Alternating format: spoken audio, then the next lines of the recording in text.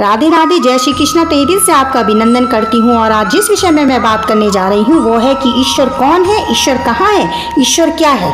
पर इससे पहले आप चैनल को सब्सक्राइब करना मत भूलिएगा। मैं चाहती हूँ कि ये महत्वपूर्ण जानकारी आप तक पहुँचे और आप इसका फायदा उठा सके। भगवान कोई मूर्ति नहीं है, भगवान कोई संत नहीं है। भगवान सर्वोच्च अमर शक्ति है जिसे कोई भी इंसान चित्रित नहीं कर सकता।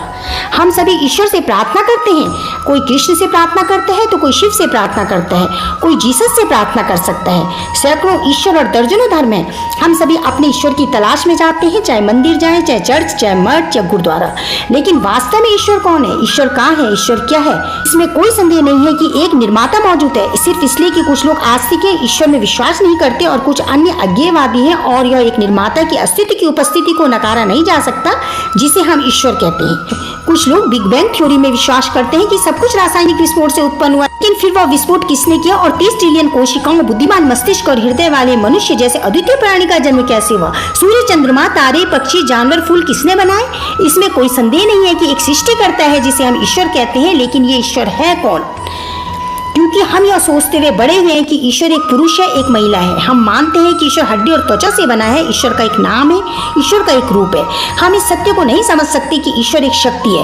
ईश्वर हिंदू या ईसाई नहीं है। ईश्वर किसी धर्म से संबंधित नहीं है। ईश्वर सर्वोच्च अमर शक्ति है। ईश्वर को किसी ने नहीं बनाया। ईश्वर जन्महीन है, ईश्वर मृत्युहीन है। ईश्वर अनादि है, ईश्वर अनंत है।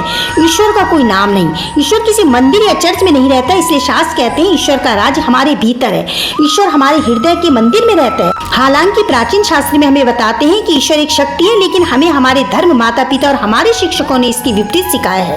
अंतिम परिणाम यह होता है कि हम एक मूर्ति के रूप में भगवान से प्रार्थना करते हैं। जब तक हम ईश्वर के बारे में सच्चाई को नहीं समझेंगे, हम गोल गोल घूमते रहेंगे। वह शक्ति आप में है और वह मुझ में भी है। हमें ईश्वर को पाना है और ईश्वर प्राप्ति का एकमात्र रास्ता आत्म साक्षात्कार है। जब हम यह समझ जाते हैं कि मैं शरीर नहीं हूँ, मैं मन नहीं हूँ, मैं तो दिव्य आत्मा हूँ, तो हम समझ जाते हैं कि सर्वोच्च अमर शक्ति सभी में आत्मा है।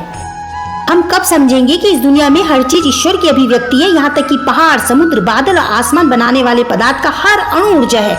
विज्ञान भी इस बात से सहमत है कि हर चीज ऊर्जा है, लेकिन विज्ञान यह नहीं जानता कि यह ईश्वरीय ऊर्जा है। यही वह ऊर्जा है जो दिल को अंदर से धड़काती है। ईश्वर हर जगह है, ईश्वर हर चीज में। विभिन्न संस्कृतियों और धर्मों में ईश्वर के प्रति अलग अलग मान्यताएं और धारणाएं पाई जाती है। गीता में निर्गुण ब्रह्मा सगुण ईश्वर का अत्यंत सुंदर समन्वय हुआ है। बोलो राधे राधे राधे राधे राधे।